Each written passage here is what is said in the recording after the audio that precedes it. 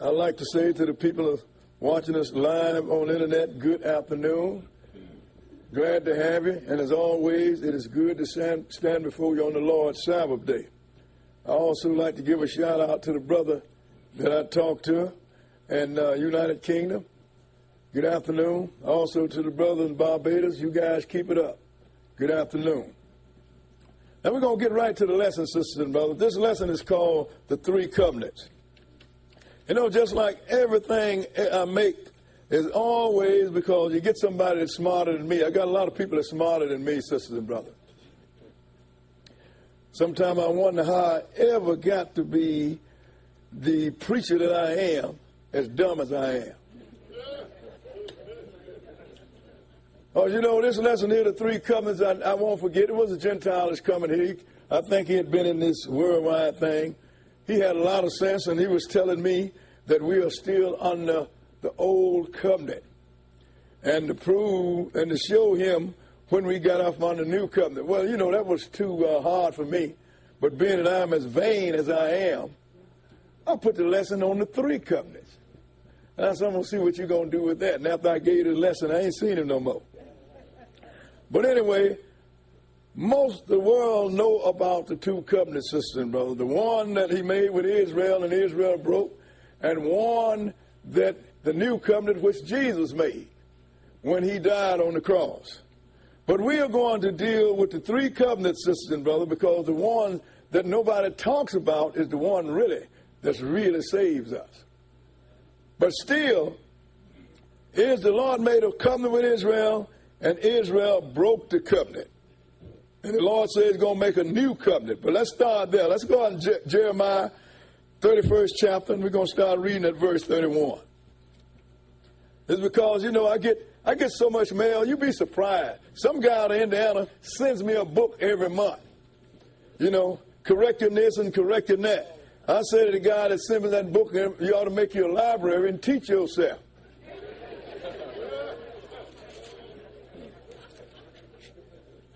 You know, it's because, you know, after 44 years, sisters and brothers, I just can't believe that people can listen to me all this time and always come up with something new, like I don't know about it. But why don't you use it? Because it's not where it's supposed to be. That's why I don't use it. I only deal with stuff that gets salvation. And I deal with it where the Lord put it at, sisters and brothers. So these things here, I get to the point sometimes I have to fight with irritation. But still, we're going to deal with it. Now here, the Lord had made a covenant with Israel, and Israel broke the covenant. But God is a covenant God. If you don't deal with a covenant, if you are not in a covenant with him, he don't know you. And this is what people got to understand. Because you had one preacher say, well, you know, it's not important that you know God. It's the important thing is that God know you. But look, God don't know you if you don't know him. That's why Jesus told all these people that stood before him in the 7th chapter of Matthew, he said, Lord, I've cast out devils in your name. I've fed the sick in your name. I've done many wonderful works in your name. He said, depart from me, you worker of iniquity. I never knew you. But these are people that's been in somebody's church or been in some kind of organization in the name of the Lord all their life. Otherwise, they wouldn't get up and make statements like that, sister and brother. But God's a covenant God. And if he don't deal with you with the covenant, he don't deal with you. They had a covenant with Israel, and Israel broke it. Let's start in Jeremiah 31 and verse 31. Go ahead. Behold, the days come, saith the Lord. Is your mic on? No. Okay. Try it all over again. Go ahead. Okay. Behold, the days come, saith the Lord, that I will make a new covenant with the house of Israel and with the house of Judah. Now, he said, the days come when I will make a new covenant with the house of Israel and with the house of Judah. Because he always going to make it, because the Lord is a God, he called, and his calling is without repenting. He chose Israel to be the priests and the teachers to all of the rest of the sons of Adam. So being that the old covenant was broken, he's going to make a new covenant, but he's going to make it with the same people. The Lord don't change. If he say you're going to do something, you're going to do it. Go ahead and read. not according to the covenant that I made with their fathers in the day that I took them by the hand to bring them out of the land of Egypt, which my covenant they break. Go ahead. Although I was an husband unto them, saith the Lord. Go ahead. But this shall be the covenant that I will make with the house of Israel. After those days, saith the Lord. Go ahead. I will put my law in their inward parts, and write it in their hearts, and will be their God, and they shall be my people. He said, look, this new covenant is not going to be according to the old covenant. I'm going to put my laws in their hearts. I'm going to write them in their minds, sisters and brothers. That was your inward part. See, the Lord had Israel. He had to put the laws over the doorpost. Then he had a headpiece that hung down between the eyes in the law. Then he had the commandment. Then he had outfits with fringes on them, with a cord of blue on to remind you of the law. But still, Israel didn't keep the law. The Lord said, I'm going to do it different. I'm going to put my laws in your mind. That's why I tell brothers running around, telling me, you supposed to wear fringes? The Lord said, he's going to make a new covenant. The fringe didn't work. Writing over the doorpost didn't work. The headpiece didn't work. But if you're going to do it like you do it in the old days, you cannot just put your fringes on. You got to paint the commandments over your door. And you got to find out that headpiece, whatever it was, so it would hang down with the law on it. If you can't do all of that, then why don't you do what the Lord said? Let him write it in your mind. But he didn't say, I would not give you any laws under the new covenant. I'm going to write them in your mind. Go ahead and read. 34. And they shall teach no man every man his neighbor, no more every man his neighbor, and every man his brother, saying, Know the Lord, for they shall all know me, from the least of them unto the greatest of them, saith the Lord. But I will forgive their iniquity, and I will remember their sin no more. He said, when I put their laws in their heart, then nobody had to run around teaching them keep the law, because all of you will know the law. In other words, sisters and brothers, the Lord said, I want you to teach this law to everybody. I want you to get them between the ears. Everybody in here is supposed to know as much about the law as I do, because everybody in here is responsible for their own salvation. It's just like I tell brother when I leave, brother get up and he teach something stupid. I know it when I'm out of town to one of the other camps. I know it before I can get in the van. Because everybody in here know the law too. And that's why I say I don't do no counseling. Because everybody in here is supposed to know the law. If the law can't keep you straight, what can I tell you? And I ain't going to try. Brother, boy, I need counseling. I said, no, what you need to do is sit down and learn some more. Because the best counselor is the Lord, sisters and brothers. Right. So now, he said, I made a new covenant. I'm going to make a new covenant because my old covenant, these people was broken. Now, let's go and look at this old covenant, sisters and brothers, because we want to know exactly what covenant that it was that was broken. Let's go into Deuteronomy, the 5th chapter. Deuteronomy chapter 5. Because the covenants that make some sense, sisters and brothers, are written in this book. Deuteronomy 5, and we're going to start reading at verse 1. Because if you don't operate under covenant, sisters and brothers, the Lord don't know you. See, everybody want to have everything, but you don't want to be responsible. You want to get everything, but you don't want to be required to give up anything. God don't work like that. We're going to put some agreements on the table. If you do this, I'll do this. If you keep this, I'll keep this. But you cannot have no operation or no relationship where there ain't no agreement. That's when marriage, any kind of business, anything, you have to always have some kind of agreements. Somebody have to put something on the table. And all covenant is promises between two people or two organizations or any opposing or agreeing factor. Everybody have to make promises that if you do this, I'll do this. Ain't no such thing as, well, you know, I'm going to bless, the Lord's going to bless me in spite of myself. The Lord's going to love me unconditionally. That's one of the biggest hoaxes I ever seen in my life. Let's start at verse 1. Deuteronomy 5 and 1. Go ahead. And Moses called all Israel and said unto them, Hear, O Israel, the statutes and judgments which I speak in your ears this day. Go ahead. That ye may learn them and keep and do them. The Lord our God made a covenant with us in Horeb.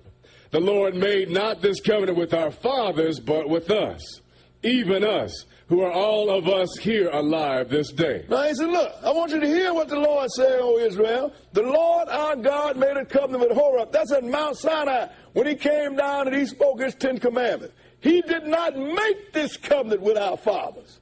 He made it with those of us here that are living today. He's letting you know that whatever covenant was made before, it was not made with them. This covenant was made between God and man. Like God made a covenant with all men that he ain't going to flood the earth no more. And he said, every time it rains, I'm going to have a rainbow to remind me not to drown everything no more. So Moses said, this covenant wasn't made with Noah. This covenant was made with us. Even this day. What verse? Verse 4. Go ahead. The Lord talked with you face to face in the mount out of the midst of the fire. And when did he do that? That's when he gave him the 10 commandments, sisters and brothers. Because the Lord didn't want nobody to make no statues or anything that represent God. So he said he spoke to you out of the fire, mouth to mouth. And that's when he stood up, sisters and brothers, and he gave Israel the whole 10 commandments. You can read that on your own. We don't have time to read all of them. So we're going to skip down to verse 22. Verse 22. And go ahead. These words the Lord spake unto all your assembly in the mount out of the midst of the fire. Go ahead. Of the cloud and of the thick darkness with a great voice. And he added no more. And he wrote them in 2 tables of stone and delivered them unto me. So now the Lord spoke these 10 commandments, and he wrote the 10 commandments on stone, and he delivered these stones to Moses, sisters and brothers. He didn't say nothing more. Go and read it. You can read this, or either you can read the 20th chapter of Exodus on your own. You find out the Lord spoke his 10 commandments, and he didn't say nothing else, because under these commandments, on these commandments swings all the law and the prophecies, sisters and brothers.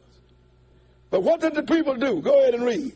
And it came to pass when ye heard the voice out of the midst of the darkness, for the mountain did burn with fire, that ye came near unto me, even all the heads of your tribes and your elders. Go ahead. And ye said, Behold, the Lord our God hath showed us his glory and his greatness, and we have heard his voice out of the midst of the fire. We have seen this day that God doth talk with man, and he liveth. He said, now look, we done heard his voice. We done seen the fire, and we know he exists, and we know he can talk with man too. So this is what we want you to do, Moses. Go ahead and read. Now therefore, why should we die? For this great fire will consume us. If we hear the voice of the Lord our God anymore, then we shall die. He said, now we don't want to do this because we're going to die. Skip down to verse 27. This is what we want you to do. Go ahead and read. Go thou near and hear all that the Lord our God shall say. And speak thou unto us all that the Lord our God shall speak unto thee. And we will hear it and do it. So we tell you what we want you to do, Moses. We want you to go and speak to the Lord our God. And whatever the Lord our God tell you, we will do it. But we don't want to speak to him no more. Go ahead and read. And the Lord heard the voice of your words when ye spake unto me. And the Lord said unto me, I have heard the voice of the words of this people, which they have spoken unto thee. They have well said all that they have spoken. Lord, I heard these people. And I understood that everything that they wanted me to understand. I have well said them. In other words, they don't want me to get in their face no more. Right. They want to have somebody in between me and them. And you the one. Go ahead and read. Oh, that there were such an heart in them, that they would fear me, and to keep all my commandments always. Go ahead. That it might be well with them, and with their children forever. He said, oh, that they would have the heart, because the Lord knew that Israel was lying. They ain't going to keep all that Moses said. You understand? But he knew they was lying out of fear, because he said, oh, if they only had the heart. In other words, only if they had the mind to keep and obey me. Things would be well for them and for their children. In other words, I will bless them. But he knew that this people was lying to him. That's why he ended up having to make a new covenant, because they broke his covenant. Let's go into Hebrews 8th chapter and pursue this same thing. They broke his covenant. Hebrews chapter 8. And what covenant did they break? They broke the covenant that they made, that God made with Moses and the people in Moses' day. This had nothing to do with any other covenant that he made with anybody else. That's why Moses said he made this covenant with us, even us that are living today, not our fathers, but with us. But what happened? Israel broke the covenant. Verse 7, 8 and 7. Go ahead. For if that first covenant had been faultless, then should no place have been sought for the second. Now, what you mean faultless? You mean the Lord used a faultless covenant? No. It was the people. Go ahead and read. For finding fault with them, he saith, Behold, the days come, saith the Lord, go ahead, when I will make a new covenant with the house of Israel and with the house of Judah. Go ahead. Not according to the covenant that I made with their fathers in the day when I took them by the hand to lead them out of the land of Egypt. Go ahead. Because they continued not in my covenant, and I regarded them not, saith the Lord. And this is the thing, sisters and brothers. The new covenant that the Lord is going to make, Israel don't even recognize that. So we broke the old covenant. And when the drama fell on us, sisters and brothers, we want to lay the blame on everybody else. It is us. Israel have always been Israel's problem. Nobody else has been the problem to us. That's why I take issue with a lot of the Hebrews today, because they all know more than God. You understand what I'm saying? Well, we don't believe in Jesus. You didn't believe in him when he was called Yahweh or Jehovah. Otherwise, you would have obeyed him. So he said, look, I'm going to do them different from what I did when I brought them out of Egypt. When I brought them out of Egypt, I put it on stones. I made them wear outfits. I put it over the doorpost. This time, I'm going to put it in their mind. So anytime I get ready to do something stupid, if I'm not in front of my house to read over the doorpost, thou shalt not, the mind will say, thou shalt not. If I'm not, if I should take my outfit off with the garments on and leave it on the rock, I don't have to remember that I have to go back and look at the fringe, because in my mind it's going to say, thou shalt not. So the Lord said, going to write it in your mind. So your conscience is going to convict you every time you do something stupid, unless you're just a straight up willful sinner. And then you're going to get convicted then and burned in the fire. What verse are we? We're at 10. Go ahead. What verse? 10. Go ahead. For this is a covenant that I will make with the house of Israel.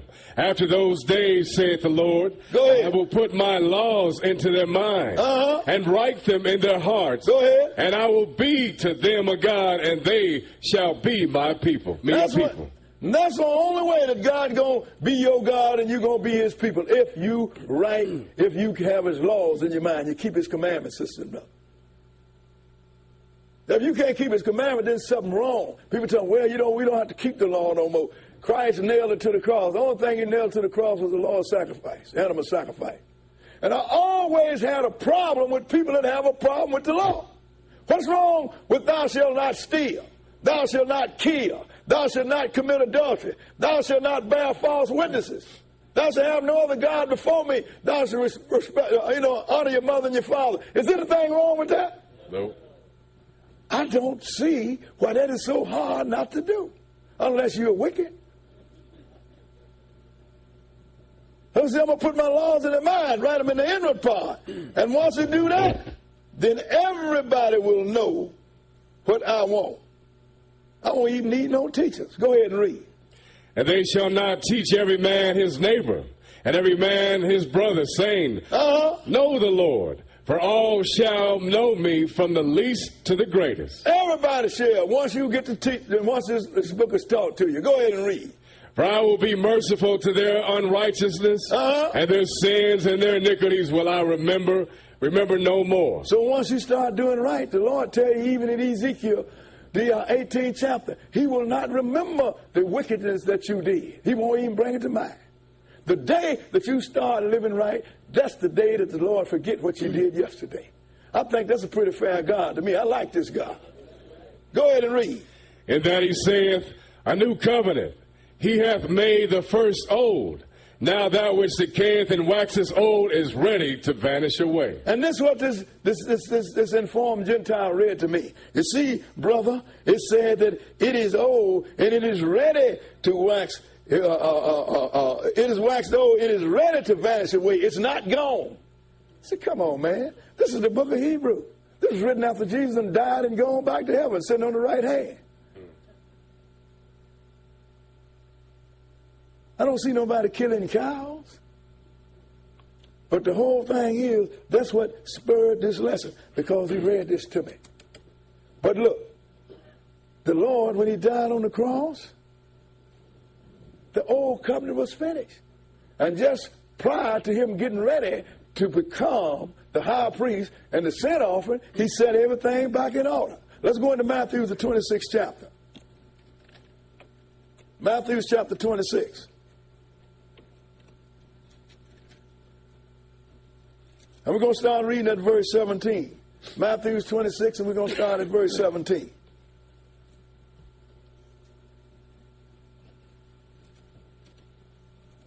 So let me just show you why you have to have some knowledge. It's because if you don't have no knowledge, you can read something and it would throw you off. Even like this verse. Read verse 17. What's it say?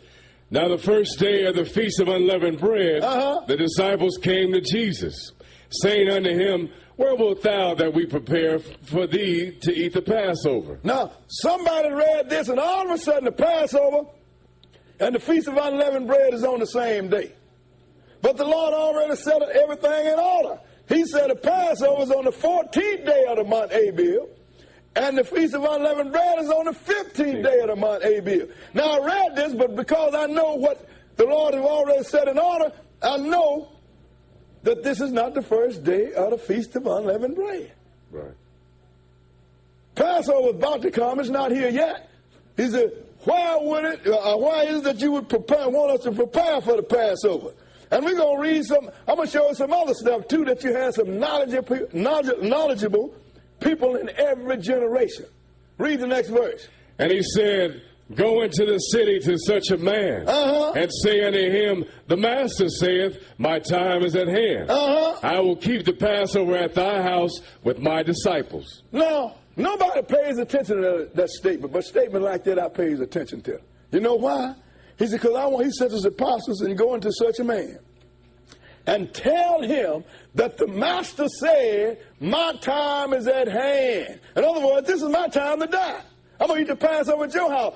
Why would you send a message to a person that don't have a clue of what you're talking about? You send that to a person that has some knowledge. I sent over and said, look here, we've been talking about something. So tomorrow, we are going to rob a bank. Now, I don't say that we're going to rob a bank when I send a message. I just sent a message saying, tomorrow we're going to do that thing. You know what we talked about.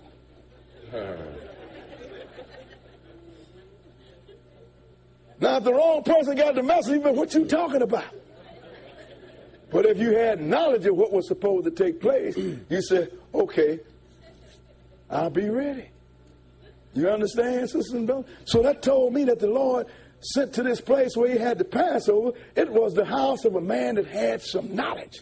He knew who Jesus was, and he knew what he meant when he said, my time is at hand. He knew he had to eat the Passover because he was the Passover. But go ahead and read. And the disciples did as Jesus had appointed them, and they made ready the Passover. And they made ready the Passover. Not communion, not sacrament, not the Last Supper.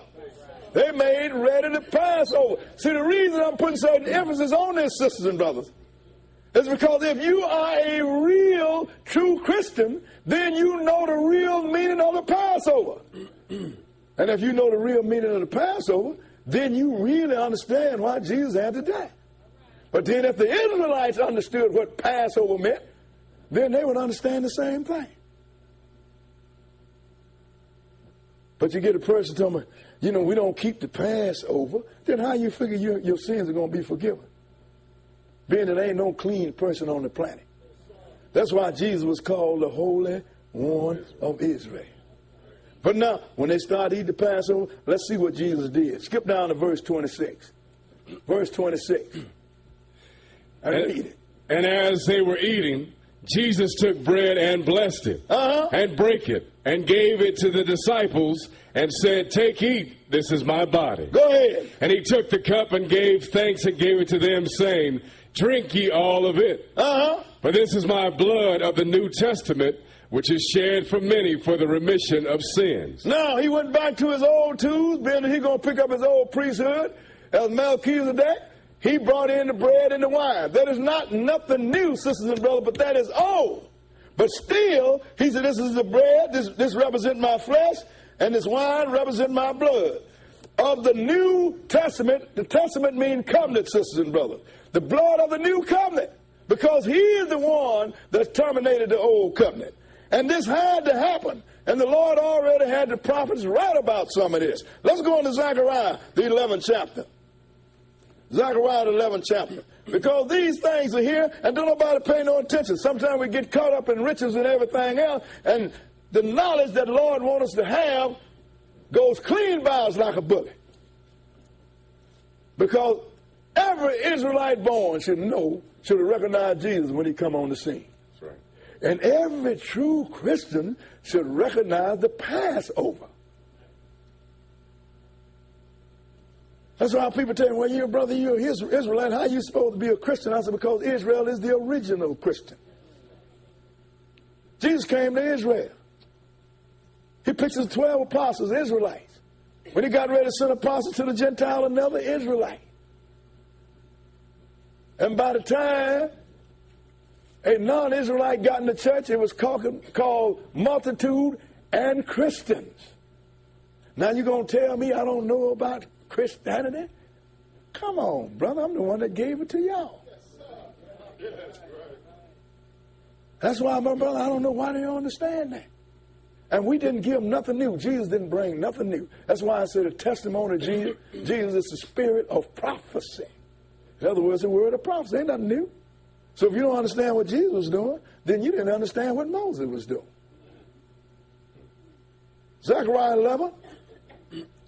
And we're going to start at verse 1, because this is the last government that Israel had, which was in Judah and Lebanon, and the Lord got tired. First thing, he had the Syrians take out the 9 tribes, and eventually he got tired and had the 3 tribes, Judah, Benjamin, and Levi taken out, because no matter what he did, we wouldn't listen. So the doors of Lebanon, that means he's going to open up and let these people deal with us. Verse 1, go ahead. Open thy doors, O Lebanon, that the fire may devour thy cedars. Go ahead. Howl, fir tree, for the cedar is fallen, because the mighty are spoiled. Howl, O ye oaks of Bashan, for the forest of the vintage is come down. Now let's talk about Israel, sisters and brothers. He sent Nebuchadnezzar in there and destroyed Israel, made 3 runs on Israel, and destroyed it down to the ground. Go ahead and read. There is a voice of the howling of the shepherds, for their glory is spoiled. Go ahead. A voice of the roaring of young lions, for the pride of Jordan is spoiled. Now, once he spoiled us, then he put a name on us, because that's what we have become. Read that. Go ahead and read. Thus saith the Lord my God, feed the flock of the slaughter. Feed the flock of the slaughter. That's what we have become, sisters and brothers. You, especially young male Israelites, is most likely to get killed sitting on a park bench. What you doing here? Then if you don't get killed by the authority that's supposed to protect you, then you turn around and you shoot one another. Because we are being killed every way conceivable. What the Lord called us, the flock of the slaughter.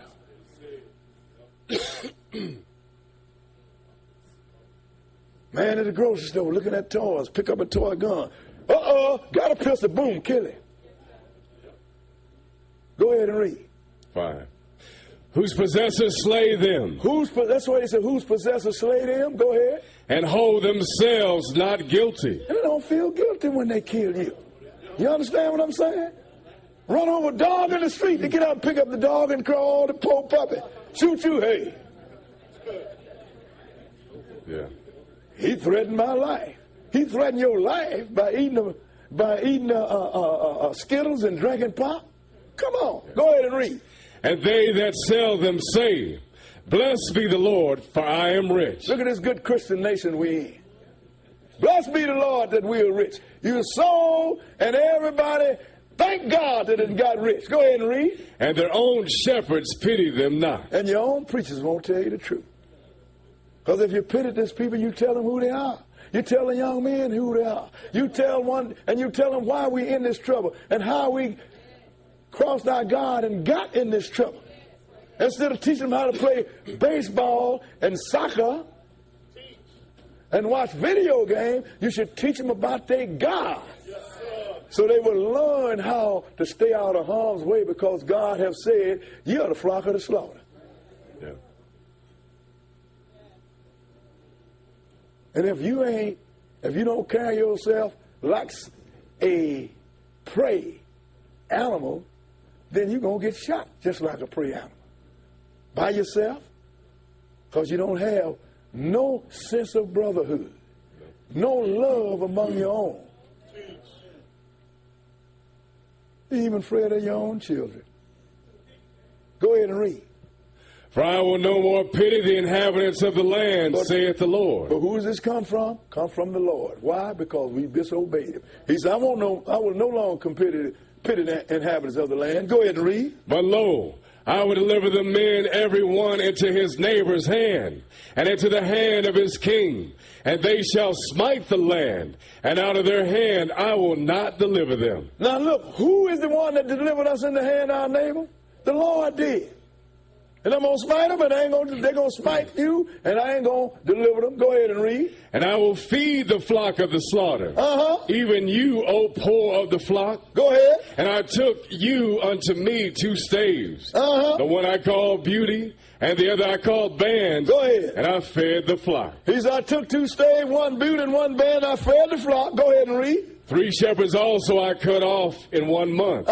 And my soul loathed them. Go ahead. And their soul also abhorred me. These 3 shepherds were the last 3 kings that Israel has ever had. Jehoiakim, Jehoiachin, and Zedekiah. They hated God, and God said, I hated them. I cut them off in 1 month, and all 3 of them together did not rule for 30 years. That's 1 month of years, sisters and brothers.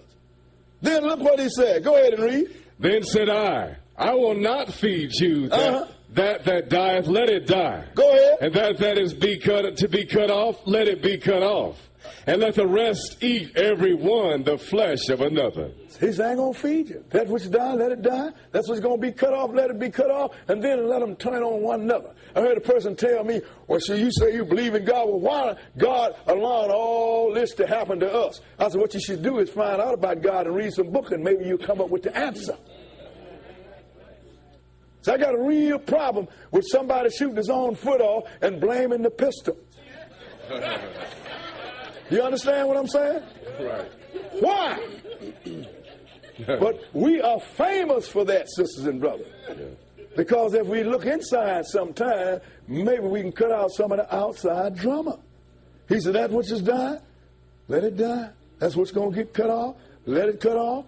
And let all of them turn and devour one another. Ain't that what's going on? You're getting killed by police. You're getting killed by whites that feel that they're threatened. Then you're getting killed by your own teenage brothers.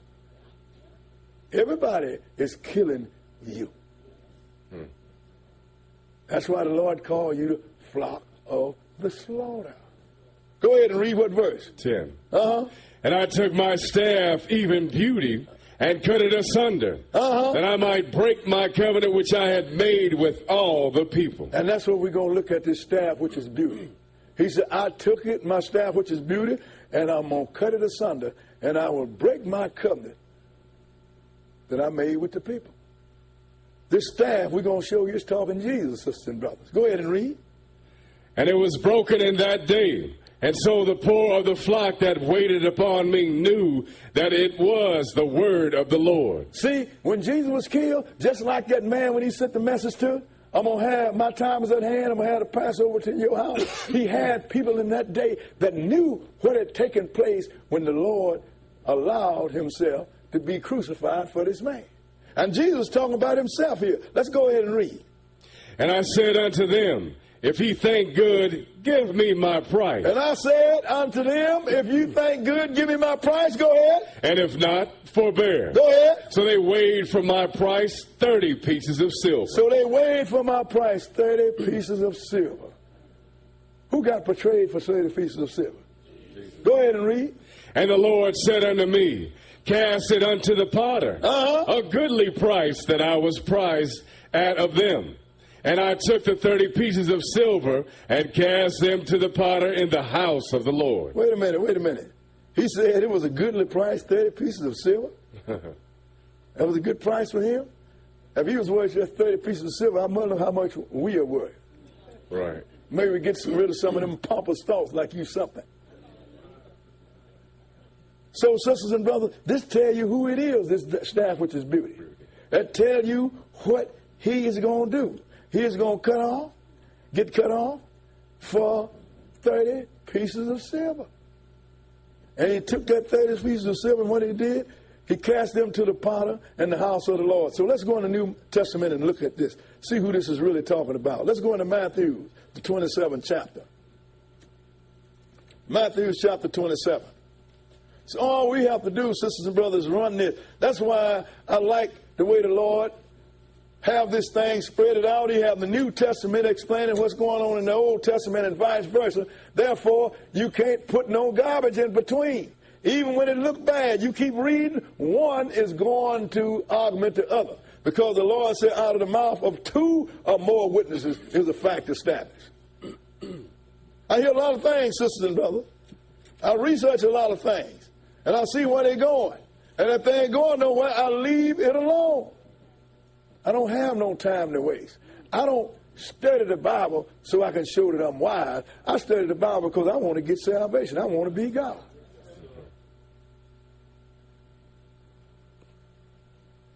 If I'm not hungry, why get up and go to the refrigerator?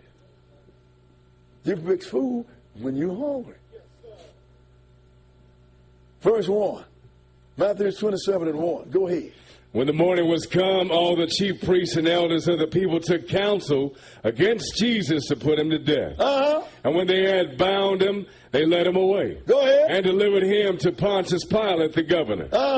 Then Judas, which had betrayed him, when he saw that he was condemned, repented himself, and brought again the 30 pieces of silver to the chief priests and elders. See, Judas was a thief.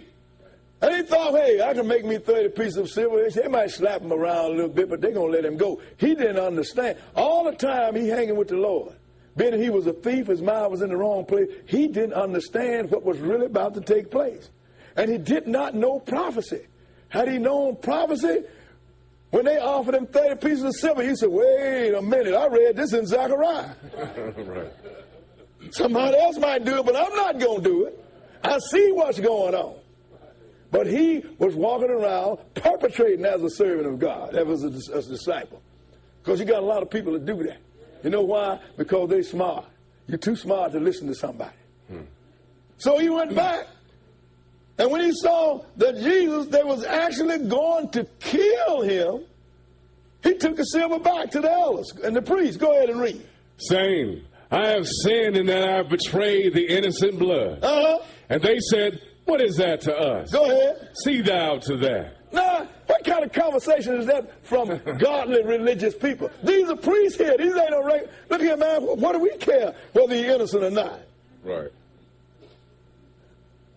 Get on out my face. And then they're going to turn around and go holy. Let's see what they did. Go ahead and read. And he cast down the pieces of silver in the temple and departed and went and hanged himself. Ain't that something? Go ahead. And the chief priests took the silver pieces and said, it is not lawful for to put them into the treasury. Wait a minute now. You just bribed a man to lie. So you can murder somebody. And you concerned about what's lawful? In other words, we don't want to break church traditions. Not the word of God. Church traditions. Go ahead and read. Because it is the price of blood. And they took counsel and bought with them the potter's field to bury strangers in. Wherefore that field was called the field of blood unto this day. Go ahead. Then was fulfilled that which was spoken by Jeremiah the prophet, saying, and they took the 30 pieces of silver, the price of him that was valued, whom they of the children of Israel did value, and gave them for the potter's field, as the Lord appointed me. Now, Jeremiah may have spoken it, but Zechariah is the one that wrote it, sisters and brothers. So it was fulfilled. So that staff which is beauty, so when he cut it asunder, he broke the covenant with the people. That staff which is beauty was betrayed for 30 pieces of silver. And we all know we're talking Jesus here, sisters and brothers. And what they do? They killed him. Skip down to verse 35. Verse 35 and go ahead. And they crucified him and parted his garments, casting lots that it might be fulfilled, which was spoken by the prophet. They parted my garments among them, and upon my vesture did they cast lots. So they crucified him. The one that was betrayed for 30 pieces of silver. And he had to be crucified because prophecy said he was going to be crucified. But he is the staff which is beauty. Now let's go into Hebrews, the 10th chapter. Hebrews, the 10th chapter. Because once he died, that was the end of the old covenant. That was the end of animal sacrifice, sisters and brothers. We was on a new page altogether. Because he prepared, because the new covenant had kicked in. Hebrews 10 and verse 1. Hebrews 10 and verse 1. Go ahead. For the law, having a shadow of good things to come, go ahead, and not the very image of the things, can never with those sacrifices which they offered year by year continually, make the comers thereunto perfect. See, when people read the thing like the law, having a shadow of good thing, they thought, well, that's talking about the commandments. No, this law is talking about the law of animal sacrifice. It could never make the comers thereof perfect. In other words, you couldn't become God by keeping this law. Why is that? Skip down to verse 4. Verse 4 and read it. For it is not possible that the blood of bulls and of goats should take away sins. It's not possible. They didn't sin against nobody. Go ahead and read. Wherefore, when he cometh into the world, he saith, sacrifice and offering thou wouldest not. Go ahead. But a body hast thou prepared me. Now, what did Jesus need with a body? He needed something that could die, sisters and brothers. Jesus was a spirit. Jesus was God before he became man. But people don't understand this. It's two in the Godhead. Both of them were just God. Just like man, M-A-N. How many people does man cover? Every male and female on this planet. Therefore, man and God are uniplural words, sisters and brothers. But being that somebody had to die, man had to die, God couldn't die, so what he did? The Father made him a body, and he just took that body over, and the angel brought that body and planted it into this woman. That's why I tell you in Luke that she was overshadowed by the Holy Ghost. All of a sudden that made that some mystical thing. It wasn't mystical. He took over the body, the angel came, and he put it in the woman because Jesus didn't have no flesh and blood there. And he went to full 9 months. And when he was born, he was indeed man. That's why he called himself Son of Man, sisters and brothers. What verse are we? Verse 6. In burnt offerings and sacrifices for sin, thou hast had no pleasure. Go ahead. Then said I, Lo, I come, in the volume of the book it is written of me, to do thy will, O God. Now, isn't this what we've been reading about him in the book? We read about him in Zechariah, the staff, which is beauty. We read about that, sisters and brothers, and in other places. He said, I come in the volume of the books. That's why we should have recognized him when he got here. The Pharisees and the Sadducees should have recognized him when he got here. They read the law of Moses every Sabbath day. You mean you didn't see this guy? You didn't know who the staff was? You didn't know who that this guy was going to come riding in on an ass? You didn't know that? All the prophets wrote about it. You didn't know that a virgin was going to conceive? You didn't know that? All this stuff happened, and ain't nobody paying no attention to it. But he said, I come in the volume of the books. You didn't have no pleasure in old animal sacrifice because they couldn't remove sin anyway. Go ahead and read. Above when he said, sacrifice and offering and burnt offerings an offering for sin thou wouldest not. Neither had his pleasure therein. Go ahead. Which are offered by the law. Which are offered by the law. What? The law of animal sacrifice. Go ahead. Then said he, Lo, I come to do thy will, O God. He taketh away the first, that he may establish the second. He taketh away the first what? The first covenant. That he may establish the second covenant. Because, sisters and brothers, both of these covenants cannot coexist. One replace the other. That's what I keep talking about the Catholic Church. They're built upon the foundation of the Levitical priesthood, but then they're going to call on Christ. You can't have both of them. Nope. You can't have two sitting high priests. That's why they was all shook up when this Pope retired. Wait a minute, you ain't supposed to retire. The high priest supposed to die in office. They didn't know what to do. So he said, he taketh away the first, that he might establish the second. How did he do that? Go ahead and read. By the which will we are sanctified to the offering of the body of Jesus Christ once for all. So that's what sanctifies us, sister and brother. That's what set us apart. That's what gives us an opportunity to become God, if you really want to know about it. But in order for this sin to be removed, there had to be shedding of blood. Jesus had to die. Had he not died, then there would be no salvation. Because he had to get this people locked under another covenant because they broke the old covenant. And any time you make a covenant is solidified or put in force by blood. Jesus had to have his blood shed, but then again, too, the Old Testament covenant was no different. Let me go and show you. It had to be instituted with blood, too. Let's go into Exodus, the 24th chapter. Exodus, the 24th chapter. Because these people was telling Moses, now, we don't want to talk to God no more.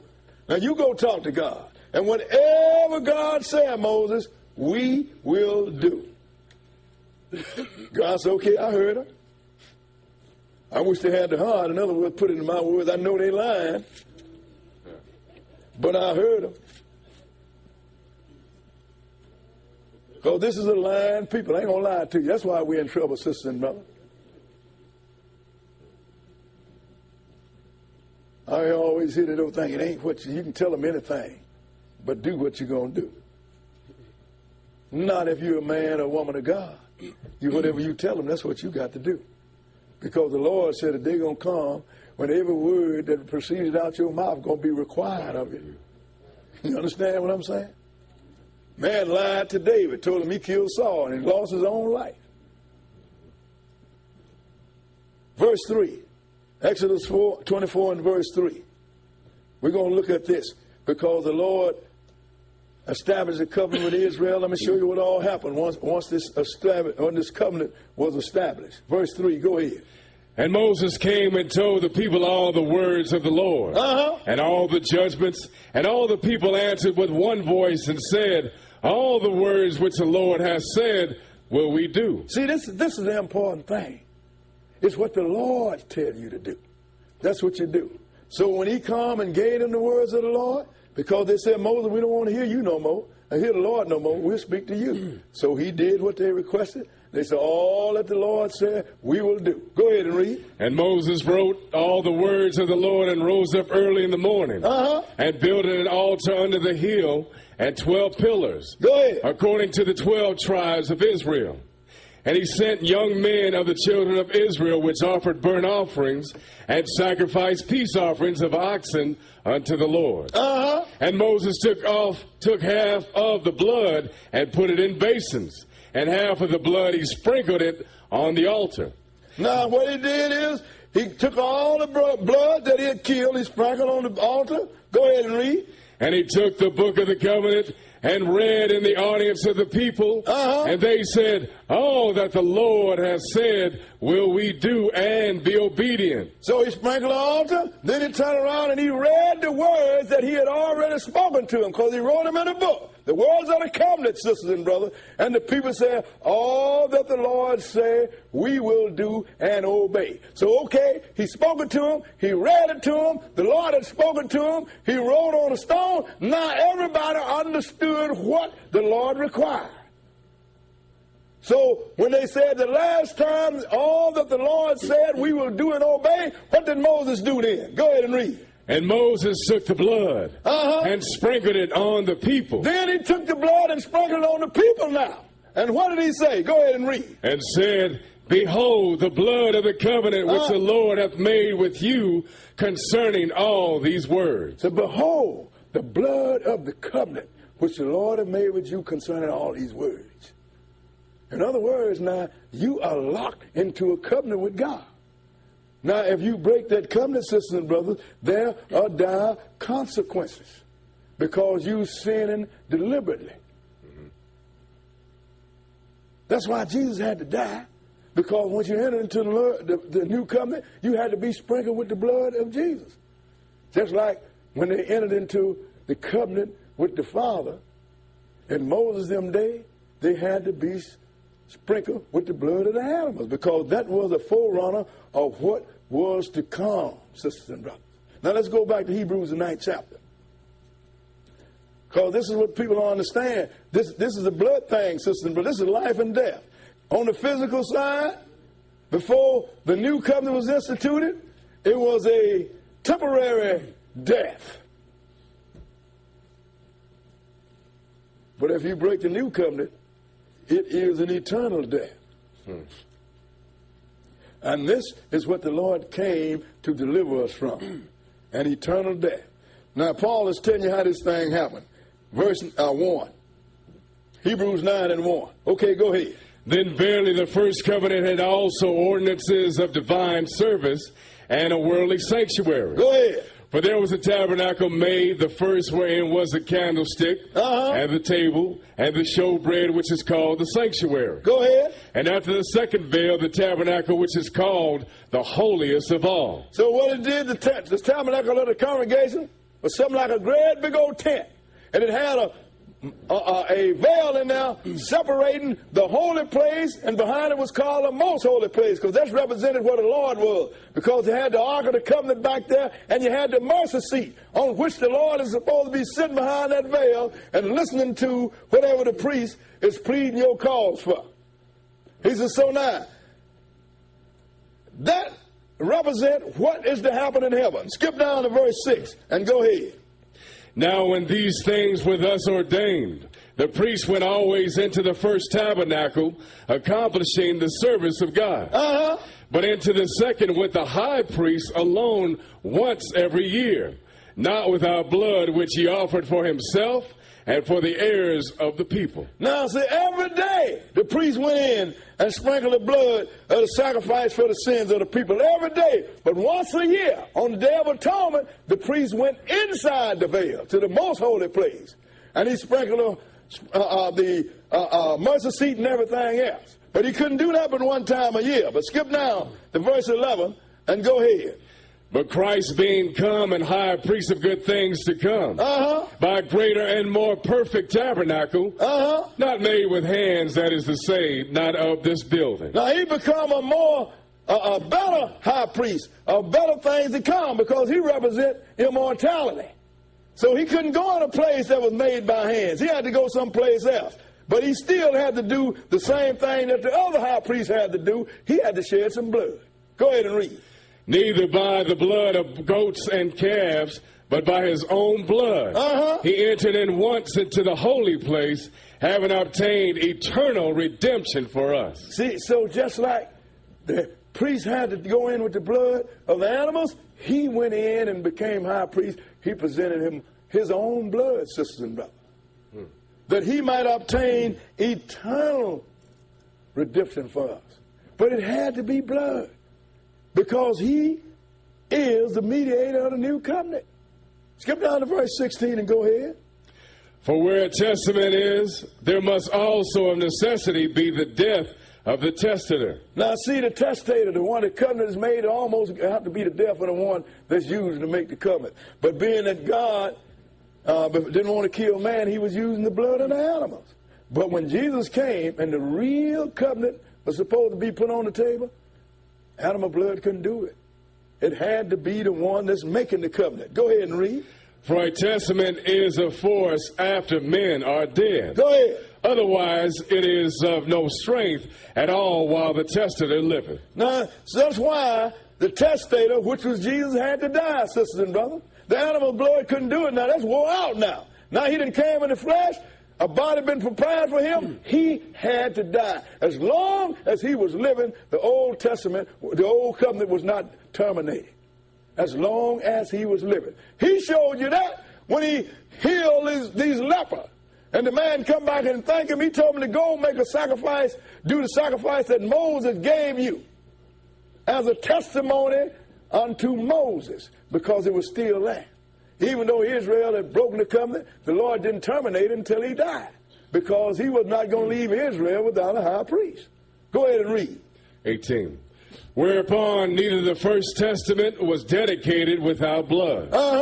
For when Moses had spoken every precept to all the people according to the law, he took the blood of calves and of goats with water and scarlet wool and hyssop, and sprinkled both the book and all the people. We saw that, didn't we? Go ahead and read. Saying, This is the blood of the testament which God hath enjoined unto you. This is the blood of the covenant which have brought about an agreement between you and God. The blood of the covenant. That's what this testament means. Go ahead and read.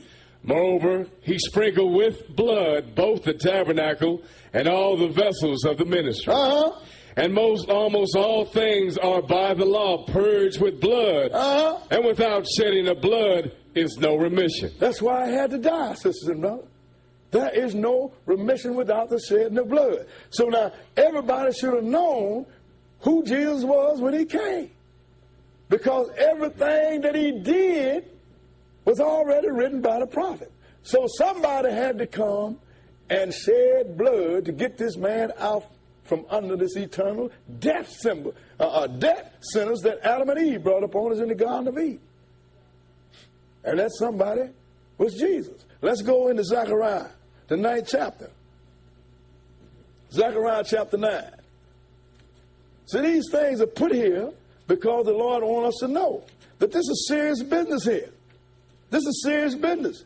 You son of Israel, you in trouble because you didn't understand that it was serious business.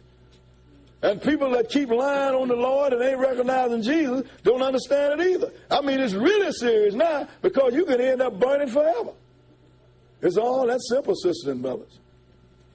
That's what I'm concerned about. I'm concerned about beating this eternal death sentence. Zechariah 9 and verse 9. Zechariah 9 and verse 9. Okay, read it. Rejoice greatly, O daughter of Zion. Shout, O daughter of Jerusalem. Go ahead. Behold, thy king cometh unto thee. Behold, thy personal Savior coming. No. Okay. Behold, the light of my life coming. Every time Jesus is mentioned, sisters and brothers, always as the king or either the head of Israel. I don't understand why don't nobody realize this. You have people that try, if you say I'm a Hebrew Israelite, oh, well, you don't believe in Christ. What you talking about? That is my high priest and my future king. How is that I don't believe in my king to come? This is what I'm talking about, ignorance, sisters and brothers. And Israel running around dealing with physical stuff instead of getting on his job so he can learn some spiritual things and bring the world back in order where it's supposed to be. That's right. I have a brother, well, you the chosen, yeah, what you chosen to do? In the conversation. Just think about it, sisters and brothers, and sometimes it bugs me.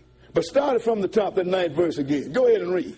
Rejoice greatly, O daughter of Zion. Shout, O daughter of Jerusalem. Go ahead. Behold, thy king cometh unto thee. He is just and having salvation, lowly and riding upon an ass, and upon a coat the foal of an ass. Now, how can you read the New Testament and see that and not know who it is when you just read Zechariah here? Right. But once you read that, then you know there's something else got to happen to this guy. Skip down to verse 11. Before he started rule the world, he got to do something else. Verse 11. As for thee also, by the blood of thy covenant, I have sent forth thy prisoners out of the pit, wherein is no water. Now, who's talking here? This is the Father. So as for thee also, I have sent for thy prisoner. To join us on the Sabbath Day Live via the internet. Log on to our website, which is www.theisraelofgod.com. Click on the link Sabbath Day Live on our homepage. You will need Windows Media Player to view our program. We stream live twice every Sabbath at 10 a.m. and 1:30 p.m. Central Time.